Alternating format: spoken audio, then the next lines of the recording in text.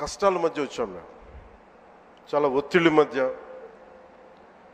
ఒక 5 సంవత్సరాలు ప్రత్యేకించి నేను 2014 నుంచి రాష్ట్ర విభజన జరిగినప్పటి నుంచి ఆంధ్రప్రదేశ్ అభివృద్ధి బాగుండాలని ఆకాంక్షించే వ్యక్తిని. వచ్చే గొడవలకి విభజన జరిగితే ఎలా అయిపోయిందో మనం చూస్తూ వచ్చాం. అందుకని ప్రత్యేకంగా నేను ఆంధ్రప్రదేశ్ బాగు కోసం నేను ఎప్పుడూ నిస్వార్థంగా చేసుకుంటూ వచ్చాను. 2014 నుంచి 2019, 2019 నుంచి 2024కి ప్రభుత్వం మారిన వెంటనే ఒక కన్స్ట్రక్టివ్ అప్రోచ్ నుంచి ఒక డిస్ట్రక్టివ్ అడ్మినిస్ట్రేషన్, డిస్ట్రక్టివ్ గవర్నెన్స్ మొదలైంది. ఇది ప్రజాస్వామ్య హితాన్ని కోరుకునే ప్రతి ఒక్కరికి కూడా చాలా ఆందోళన కలిగించింది. ఈరోజు మేము గౌరవ ముఖ్యమంత్రి గారి నాయకత్వంలో సాధించినవన్నీ చెప్పబోయే ముందు అసలు ఈ పరిస్థితికి ఎలా వచ్చాం, మీకు కూడా ముఖ్యంగా అధికారులు ఉన్నారు, గౌరవ శాసనసభ్యులు ఉన్నారు, ఒకసారి మనం గుర్తుకు తెచ్చుకోవడం చాలా చాలా అవసరం. ఎందుకంటే మనం చాలా త్వరగా మర్చిపోతాం. మన మీద కూడా చాలా బాధ్యత ఉంది. అవన్నిటినీ ఒకసారి గుర్తు తెచ్చుకొని మళ్ళీ మనం వచ్చే సంవత్సరానికి ఇంకెంత బాగా చేయగలం అన్న దానికోసం మీకు తెలియజేస్తున్నాను. మమ్మల్ని అందరినీ ఎంత ఇబ్బంది పెట్టారంటే, ఒక సగటు మనిషి దగ్గర నుంచి దేశం మొత్తం ఆయన ఆలోచనల్ని ఆదర్శంగా తీసుకొని పాలసీ మేకింగ్ అయ్యే ఒక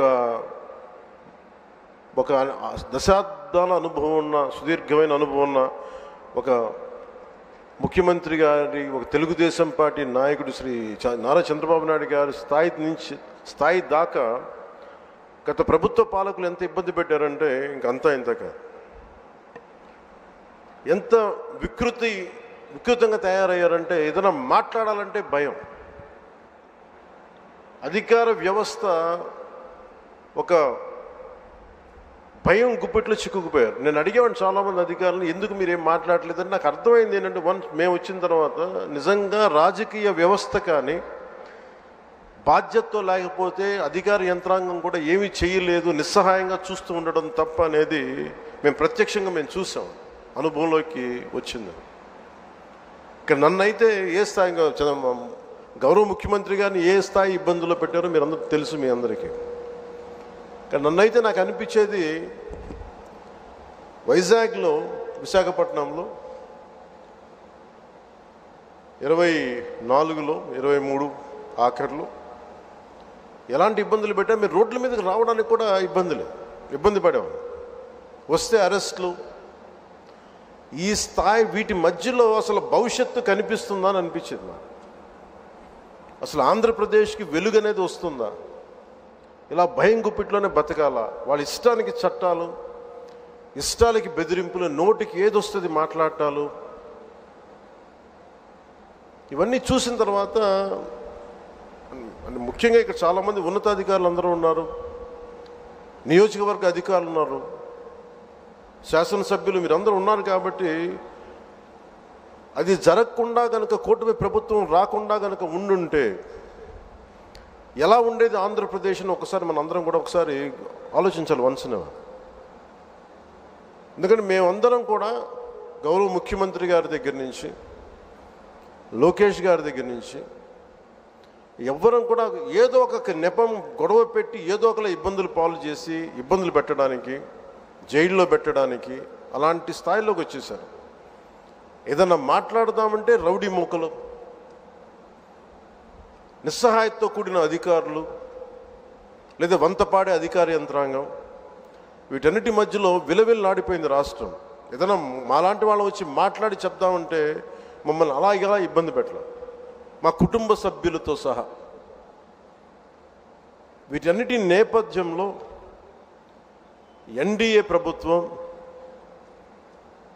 సుదీర్ఘమైన అనుభవం ఉన్న చంద్రబాబు గారి నాయకత్వంలో తెలుగుదేశం పార్టీ, భారతీయ జనతా పార్టీ, జనసేన, ఇవన్నీ కలిసి కూటమి ప్రభుత్వాన్ని ఏర్పాటు చేయడానికి, నిలబెట్టడానికి ముఖ్య ఉద్దేశం ఒక సుపరిపాలన అందించాలి. అడ్మినిస్ట్రేషన్ విత్ అన్ అకౌంటబిలిటీ, ఒక రెస్పాన్సిబిలిటీ తోటి ముందుకెళ్ళాలి అన్న ఉద్దేశంతో మేమందరం ముందుకు వచ్చాం. ప్రజలు దాన్ని గుర్తించారు, ఆదరించారు. ఈ ప్రభుత్వానికి, ఈ కూటమి ప్రభుత్వానికి అండగా నిలబడ్డారు. ఆంధ్రప్రదేశ్ ఇప్పుడు స్వర్ణాంధ్రప్రదేశ్ దిశగా అడుగులు వేస్తుంది. ఈ మార్పు తీసుకురావడానికి ఒక యుద్ధమే చేయాల్సి వచ్చింది. ఆ పోరాటానికి ఫలితం వచ్చి ఏడాది పూర్తయింది. చీకటి నుంచి వెలుగులోకి ఇప్పుడిప్పుడే వస్తున్నాం.